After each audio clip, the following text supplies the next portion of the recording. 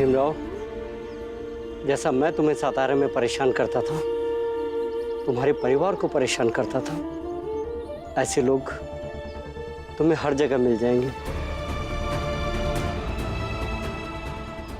जिंदगी बीत जाएगी, लेकिन मेरे जैसे लोग खत्म नहीं होंगे, हर मोड़ पर मिलते रहेंगे। लेकिन तुम्हें घबराना नहीं है, इन लोगों से लड़ते हुए तुम्हें आगे बढ़ना है और आगे ही बढ़ते रहना है।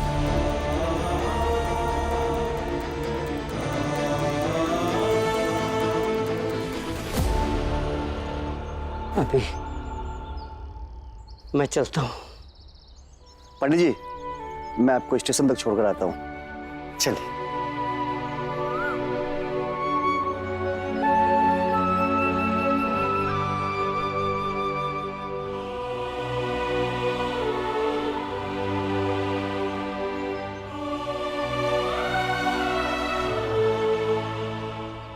गुरुजी,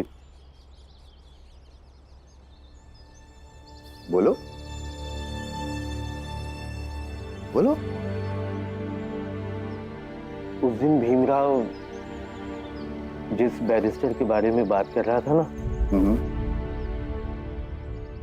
कि उस बैरिस्टर ने उसे नौकरी से निकाल दिया है।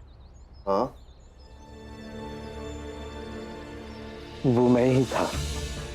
क्या वो तुम थे? लेकिन तुमने भीमराव को नौकरी से क्यों निकाल दिया? उसकी योग्यता की जांच कर रहा था गुरुजी। और फिर आपने ही तो सिखाया है ना कि मदद करने से पहले मदद मांगने वाले की पात्रता की जांच अच्छे से की जानी चाहिए। प्यासा व्यक्ति ही पानी की सही कीमत समझता है।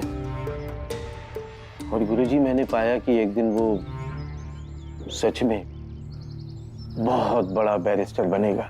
अवश्य बनेगा। भीमराव एक दिन सबसे बड़ा बैरिस्टर अवश्य बनेगा, क्योंकि उसमें ज्ञान की बहुत प्यास है।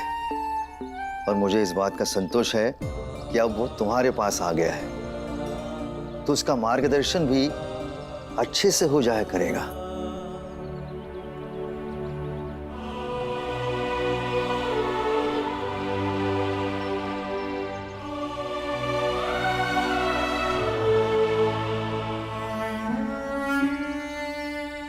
दूध।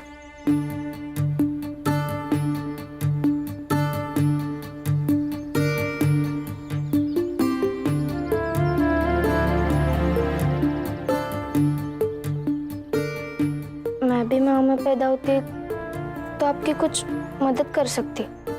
अच्छा,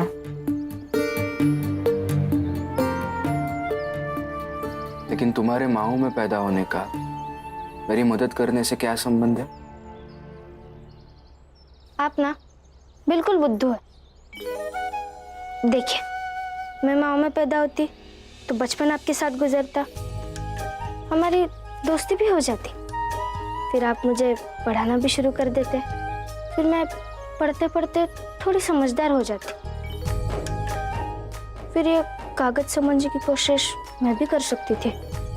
होने को तो ऐसा भी हो सकता था रमा, कि अगर तुम माऊ में पैदा होती तो क्या पता हमारा विवाह ही नहीं होता, और ना ही तुम सुबह सुबह मेरे लिए दूध और खुद के लिए चाय लेकर यहाँ खड़ी होती, और ना ही प्यारी प्यारी संभावनाओं पर ऐसी बातें करती। अजीब है आप तो। मैं बचपन से साथ रहने की बात कर रही हूँ, और आप?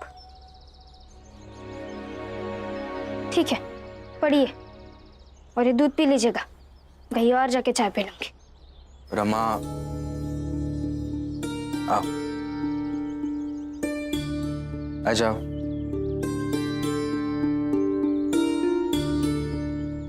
रमा, किसी की मदद करने के लिए उस साथी के बराबर काबिल और समझदार होना जरूरी नहीं होता है, और मेरे लिए तुम बहुत समझदार ही हो। मैं पढ़कर इसका मतलब तुम्हें समझा दूंगा। फिर तुम्हें जो समझ में आता है वो मुझे बताना, और मेरी मदद करना। देखो mister Patil on 14th night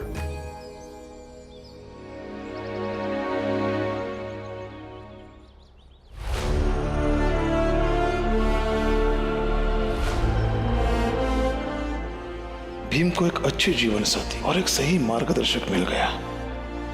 अब भीम अपने लक्ष्य तक पहुंच सकता है।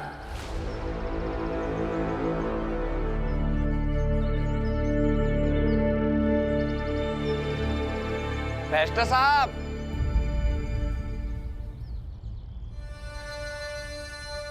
नमस्कार। अरे ये क्या हुआ? ठीक नहीं लग रहा है। देखो, मैं बहुत अच्छी तरह से समझता हूँ कि तुम यहाँ क्या करने के लिए आए हो, लेकिन तुम्हारे कहने से मैं भीमराव को नौकरी से नहीं निकालूंगा।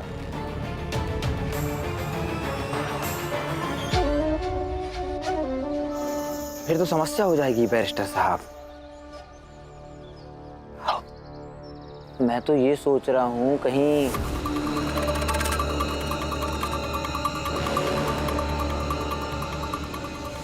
आप ही काम करने लायक ना बचे। धमकी दे रहे हो, वो भी एक वकील को?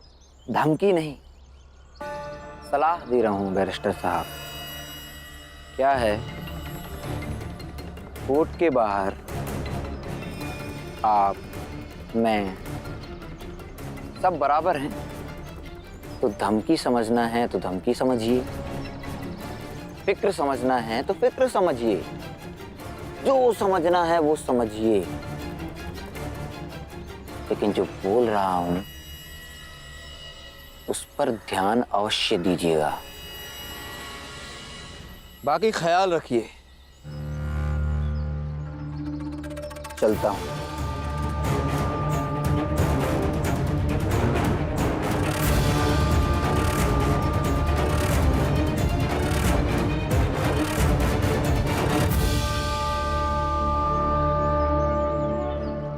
मैंने तुम्हें जीवन भर पढ़ाया, लिखाया, बताया कि अपनी जाति के नाम पर कोई कभी झूठ नहीं बोलना चाहिए, क्योंकि हमारी जात हमारा गर्व है।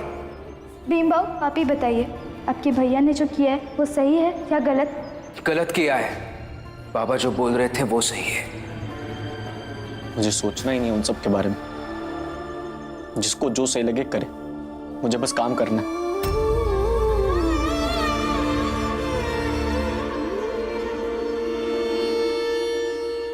नहीं चाहिए। ये एक रोटी खा लीजिए ना। भूख नहीं है।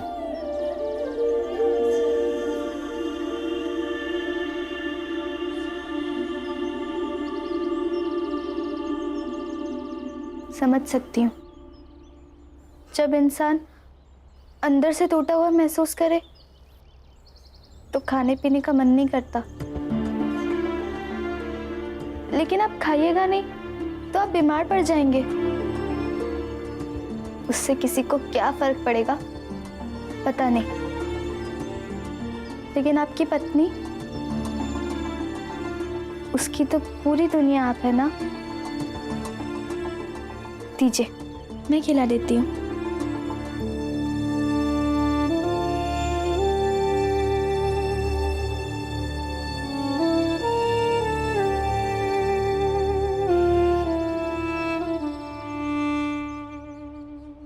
आप जैसा कर रहे हैं ना वैसा ही करिए।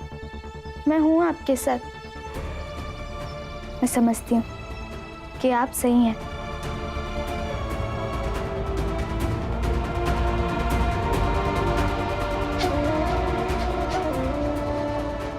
लगता है जीजा भाई, तेरी बहू लक्ष्मी अब तेरे लिए इस घर में सब कुछ बदलने वाली है।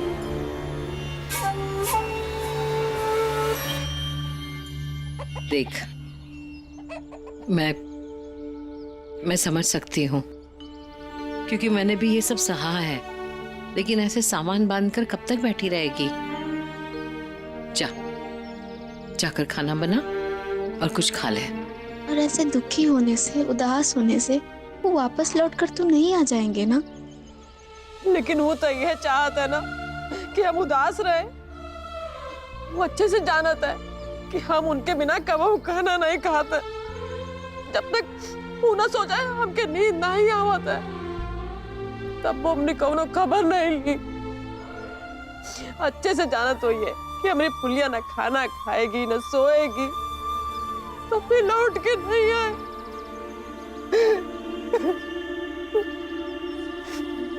बुआ, हम औरत लोग अपने पति के लिए कितना व्रत करते हैं, उपवास करते हैं, लेकिन व्रत जात ना मौका मिलत नहीं है कि बस से छन्ने से पलट जाते हैं, लौट के भी नहीं आवत, छोड़ के चल जाते।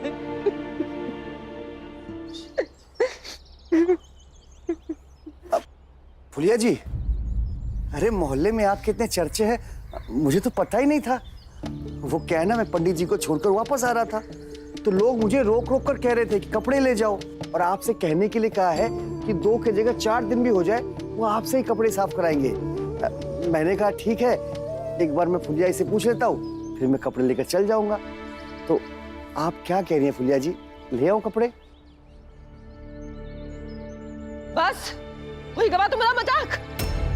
2 ही दिन हुआ नहीं तुम्हारा चाल में आए, और सबको पहले से खबर लग गई कि जौन चाल में फुलिया रहता है वह में तुम हो रहा तो भागो यहाँ से, अपने काम करो, जाओ यहाँ से।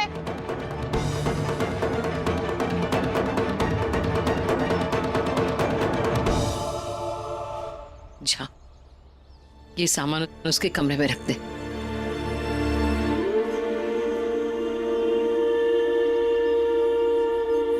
मंगेश भाऊ, तुम तो बहुत झूठे इंसान निकले।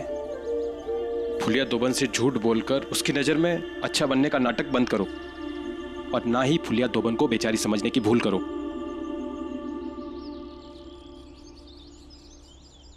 भाऊ, जीवन में दुख एक भारी पत्थर की तरह होता है, और उसे मेहनत से ही हम जीवन के रास्ते से हटा सकते हैं। बस मैं वही तो कर रहा हूं, और मैं फुलिया जी को बेचारी नहीं समझ रहा, बल्कि आप लोगों से ज्यादा मैं उनका दुख समझ सकता हूं, क्योंकि मैंने भी अपना जीवन साथी खोया। वाह, तो तुम फुलिया धोबन को अपना जीवन साथी बनाने जा रहे हो? सुनो, ऐसी पापी मंशा इस चाल में नहीं चलेगी। नाना भाऊ, दुख का साथी बन रहा हूं, तरह तरह की बातें करके, झूठ कहकर उन्हें इस दुख से बाहर निकालने की कोशिश कर रहा हूं।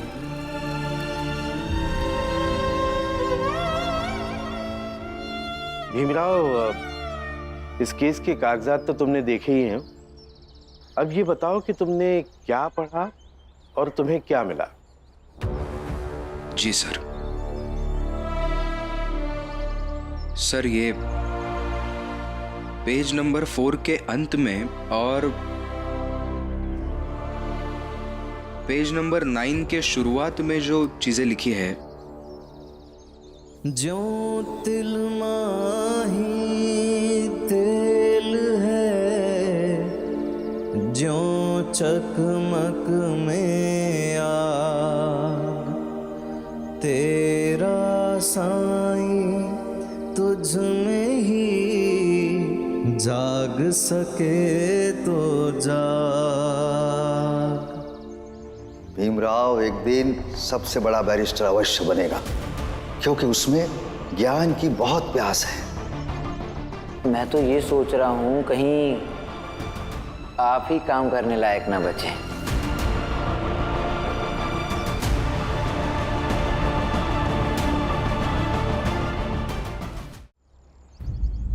सर एक बात पूछूं? हाँ पूछो। जिस व्यक्ति का ये केस आप लड़ रहे हैं वो असल में बहुत ही करीब है। मतलब ये सब पढ़ने के बाद मुझे ऐसा लगता है कि उनके पास आपके फीस देने भर के भी पैसे नहीं होंगे, लेकिन फिर भी आप ये केस। भीमराव, बैरिस्टर को न्याय के लिए लड़ना चाहिए और हर केस पैसा कमाने के लिए नहीं होता। कई बार गरीब का दो आना अमीर के सैकड़ों रुपयों पर भारी पड़ता है। जी सर, मैं ध्यान में रखूंगा। और हाँ, एक और बात भीमराव, इस केस से जुड़ी हुई जो कुछ बातें तुमने कही हैं वो सही हैं, लेकिन फिर भी आराम से तसल्ली से वहां जाकर बैठो और उसे फिर से पढ़ो और फिर कुछ ढूंढो, क्योंकि एक बैरिस्टर को अपनी केस के कागजात तब तक बार बार पढ़ते रहना चाहिए जब तक उस केस की सुनवाई पूरी ना हो। केस स्टडी एक साधना है, जस्ट लाइक मेडिटेशन। जी सर।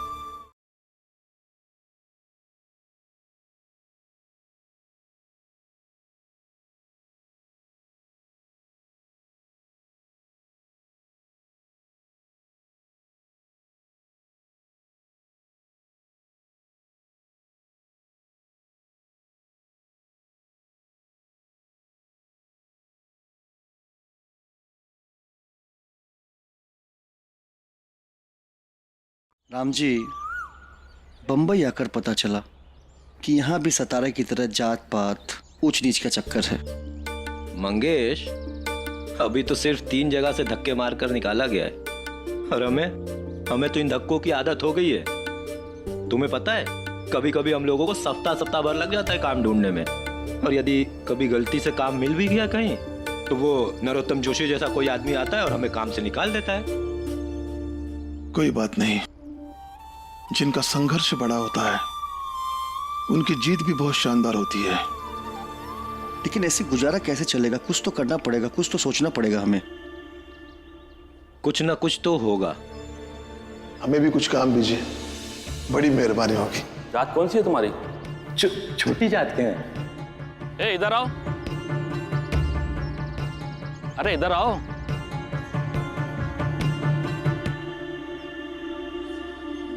तुम्हारी जात के हिसाब से मेरे ऑफिस में एक काम है, चाहो तो कर लो, बदले में पैसे ले लेना। राम जी, लेकिन इनके ऑफिस में तो आनंद भी काम करता है। तो क्या हुआ? अरे क्या सोच रहे हो, काम करना है नहीं? जी सेठ जी, काम करेंगे ना। चलिए, जो भी होगा हम कर लेंगे। चलो।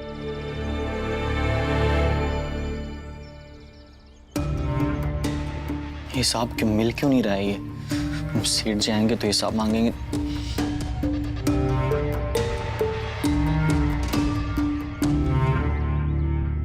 अरे अंदर आओ।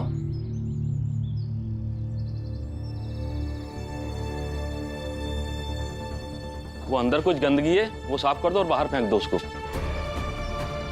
जी सेठ जी। तुम्हारा काम कहाँ तक पहुंचा? हो रहा है सेठ जी, थोड़ा समय लगेगा। क्या थोड़ा समय थोड़ा समय? अरे भाई खाता तुम्हें आता भी है नहीं, जल्दी करो। अरे तुम लोग जाओ। जी सेठ जी। अरे तुम यहाँ क्या कर रहे हो? तुम भी जाओ। सेठ जी, ये हमारे जात के नहीं है, आपके जात के हैं, और इन्हें इस काम का कोई अनुभव नहीं है, इसलिए ये काम हम दोनों ही कर लेंगे। ठीक है ठीक है, तुम ये जल्दी करो।